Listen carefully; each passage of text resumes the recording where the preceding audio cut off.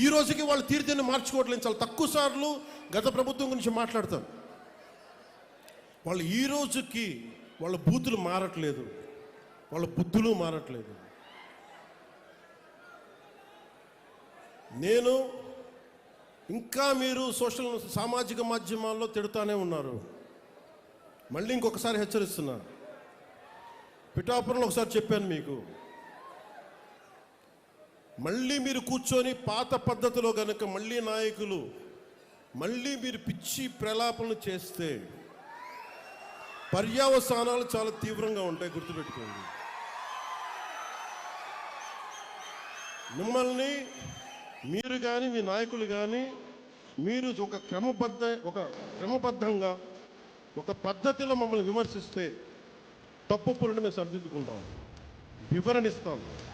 అలా కాకుండా వ్యక్తిగతంగా మళ్ళీ పాత పద్ధతిలో చేస్తే ఈసారి నేనే చెప్తున్నాను.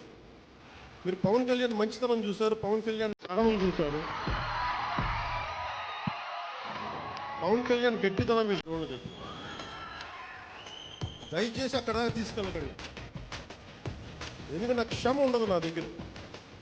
మీలాంటి వాళ్ళకి రిపీటెడ్ అఫెండర్స్కి, క్రైమ్ చేసి తప్పించుకుందాం అనుకున్నవాడికి, రిపీటెడ్ అఫెండర్స్కి నా దగ్గర క్షమ ఉండదు.